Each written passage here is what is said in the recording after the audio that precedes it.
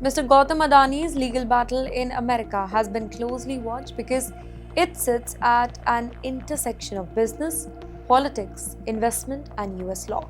The case began in November 2024 when US prosecutors accused Mr. Adani and others of involvement in an alleged $265 million bribery scheme that was connected to solar energy contracts in India, though the Adani Group denied the allegations. And now, according to the resources, a federal judge has allowed charges against Mr. Adani and two other defendants to be dismissed after the Justice Department sought to close the entire case. But this was not simply a straightforward victory without any controversy. The judge reportedly criticized aspects of the Justice Department's handling of the entire matter and questioned elements of the government's reasoning for seeking dismissal here. And yes, at the very same time, the judge rejected the whole suggestion that the case was dismissed simply because Mr. Adani had announced plans for a $10 billion investment in the US.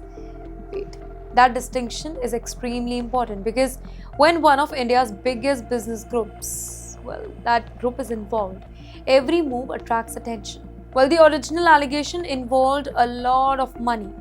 The company has significant operation.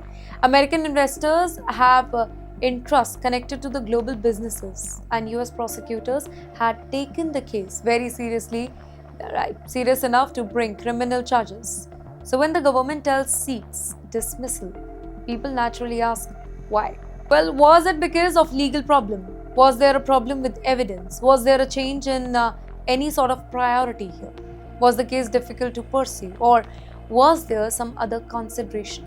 According to the resources, the Justice Department maintained that that investment proposal was unrelated to the decision to seek dismissal, though Mr. Adani's side, they have always refused. So the legal outcome needs to be separated from the political speculation surrounding it. According to sources, the charges against Mr. Adani and two others were dismissed, while charges against four were defended, that maintained. And yes, there is a larger lesson for global companies here. A business can be headquartered in one country, operated in another one, raise money in the third, and still face legal exposure across multiple jurisdiction here. That is the reality of globalization. Money crosses border, companies crosses the border, investors cross the border, and increasingly legal consequences can cross the border too.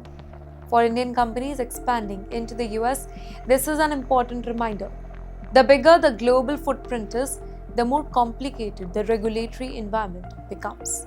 And yes, while the Adani case is about a billion-dollar business and major legal battle, our next story takes us to a much smaller business, an Indian jewelry store in New Jersey. But the amount of money involved, that is still staggering.